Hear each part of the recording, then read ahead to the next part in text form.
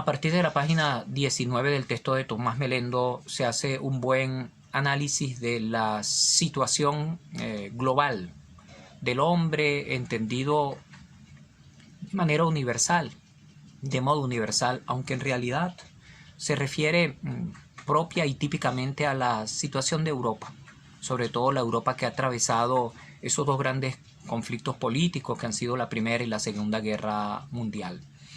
Sin embargo, sí creo yo que algunos de estos elementos pueden ser generalizados a otras regiones del mundo, sobre todo del mundo occidental, del mundo medianamente civilizado. Nosotros, decía en el anterior trozo, vivimos en medio de una crisis del sentido. Vivir en medio de una crisis del sentido es lo mismo que decir que vivimos en un ambiente de extravío, en un ambiente de dificultades para saber, para conocer, para aprender nuestra propia vida. Y nosotros encontramos en este momento situaciones muy difíciles, algunas que ya han sido expresadas por algunos de los filósofos. Se han perdido toda la seguridad. René Descartes, cuando escribe el discurso del método y los principios metafísicos, reglas para la conducción del espíritu, dice con mucha claridad que las certezas extraviadas deben poder ser recuperadas. El ser humano ya no busca la verdad. Le parece imposible alcanzarla porque la época en la cual vivimos es la época de un escepticismo radical. El escepticismo, como bien sabemos, es esa actitud de duda de todo, de increencia de todo, de pensar que nosotros no tenemos suficiente capacidad antropológica para adentrarnos en la realidad y conocerla al menos aproximativamente. El escepticismo ha hecho un daño terrible a todo el pensamiento moderno, pero también y sobre todo a la cultura del hombre medianamente civilizado que cree que puede vivir, que puede pasar su existencia sin un mínimo de verdades. Hoy en día se habla de éticas mínimas, de acuerdos mínimos, simplemente porque estamos en medio de un espacio, de un mundo que ya no cree en certezas absolutas, o como llaman algunos filósofos como postmodernos, los grandes relatos, los metarrelatos. Vivimos en un mundo lleno de expresiones dolorosas desde el punto de vista social y desde el punto de vista humano, antropológico, con una pululación del divorcio, con unas prácticas abortistas que ya nos parecen verdaderamente monstruosas, con una relativización de las relaciones entre el hombre y la mujer con su subsecuente praxis de la liberalidad moral y por lo tanto de la vida o de las uniones homosexuales. En medio de todas esas situaciones nosotros necesitamos avanzar, el ser humano necesita progresar y es de eso de lo que comienza a hablarse a partir de la página 19.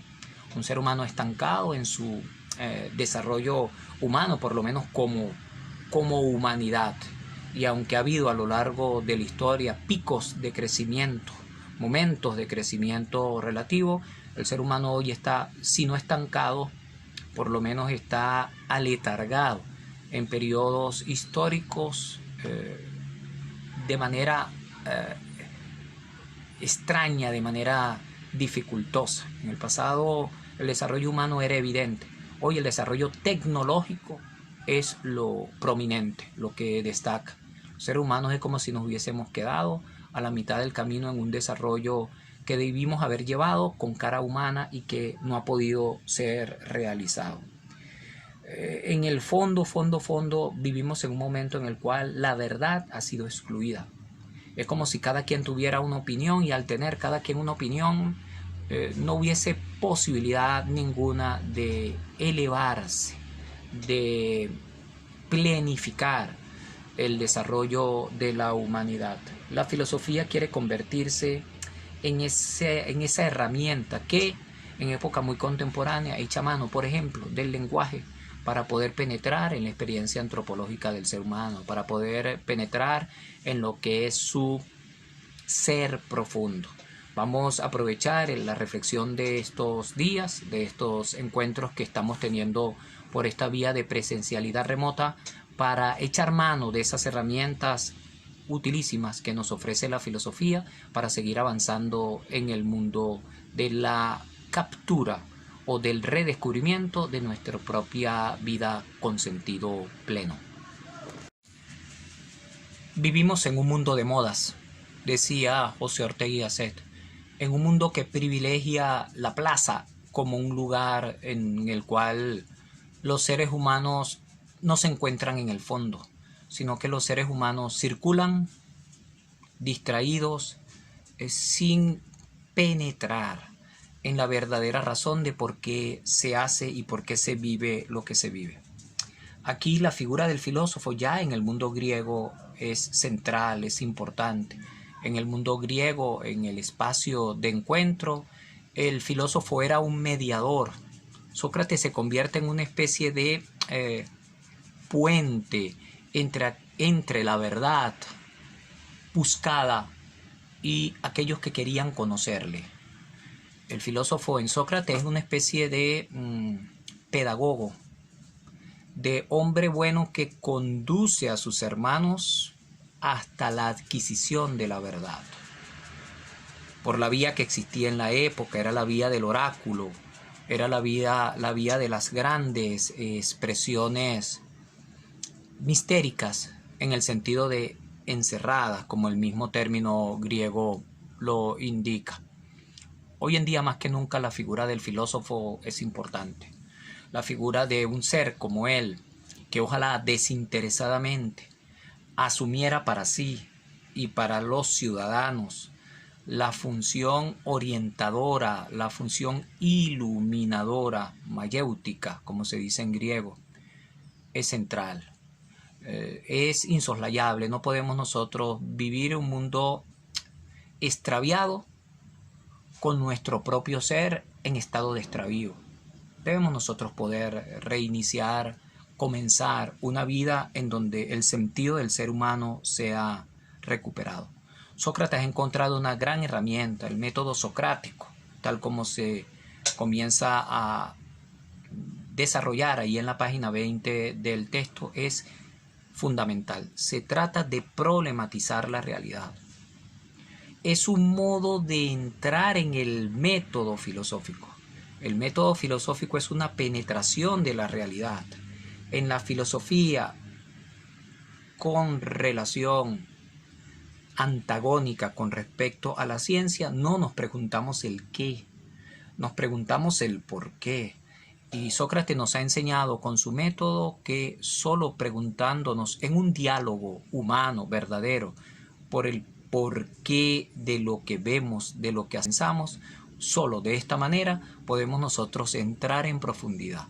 El método socrático consiste en saber preguntar, en cuestionar la realidad, no en darla como sentada.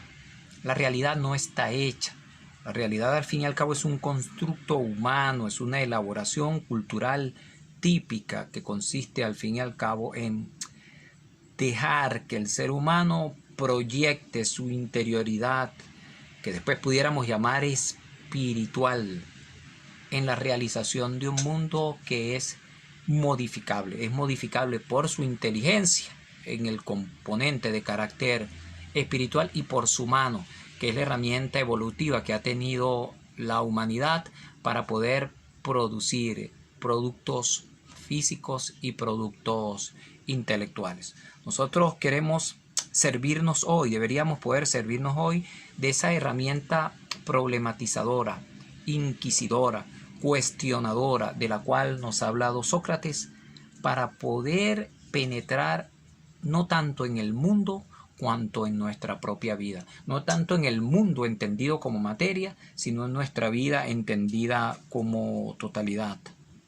Es una tarea central del filósofo. El filósofo es un interrogador, es aquel que no da nada por sentado, es aquel que sabe, que sostiene, que vive en medio de experiencias de inquisición, entendido en sentido de un preguntar activo, un preguntar claro, un preguntar radical, preguntar, repreguntar y siempre preguntar para al fin y al cabo encontrar las herramientas para poder vivir bien, vivir con sentido, vivir dándonos cuenta de quiénes somos y hacia dónde vamos.